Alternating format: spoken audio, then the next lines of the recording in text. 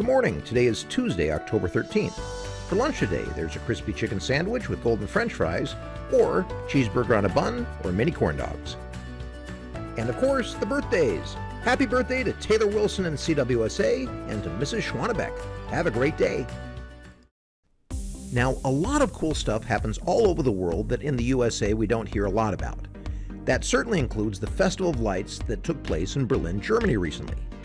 Because this year's festival was scaled down due to COVID, I'm showing you now the video I made of this last year.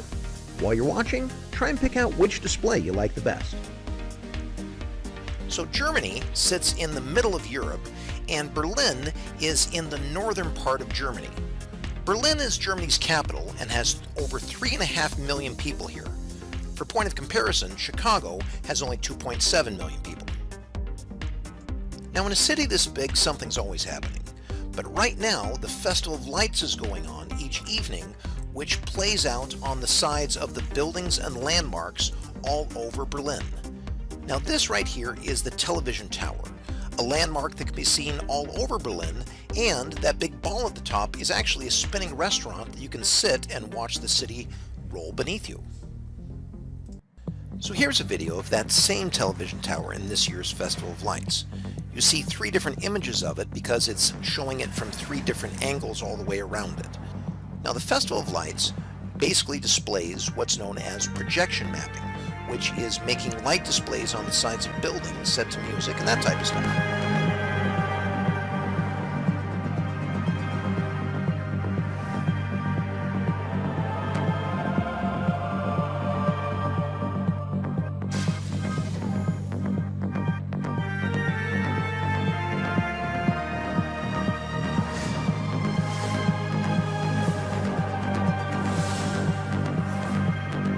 Now let's leave the television tower and head a little ways over to the Berlin Cathedral.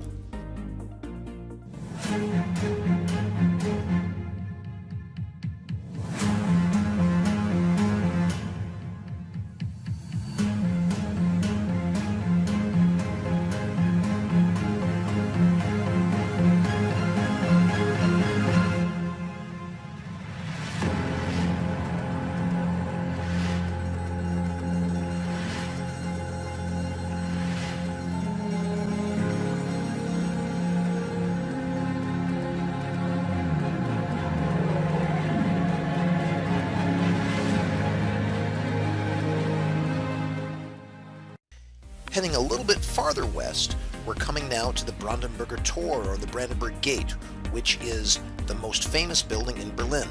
The Berlin Wall ran right in front of this, and this is the symbol of the city.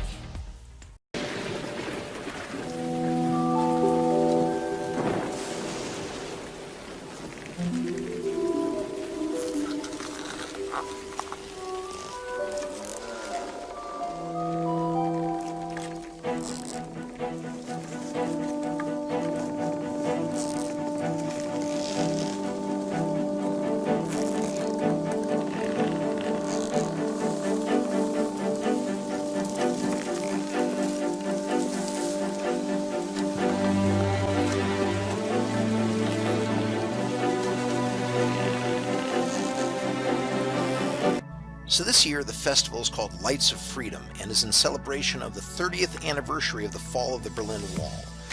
It is showing up at 100 locations all over Berlin, and they've got all kinds of things going on.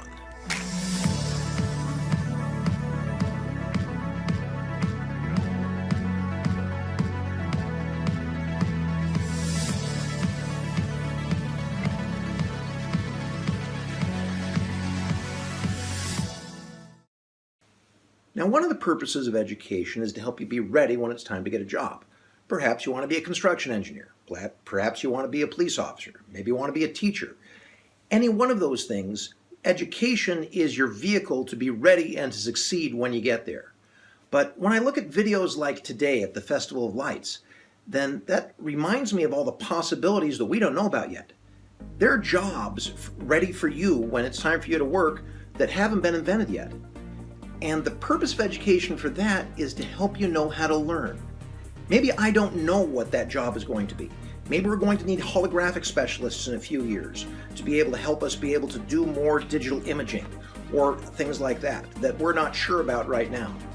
However, if you learn how you learn and you figure out how to push yourself and follow your dream, whenever those opportunities come up, you're going to be ready for it. So yeah, let's watch the Festival of Lights. Let's look at the possibilities.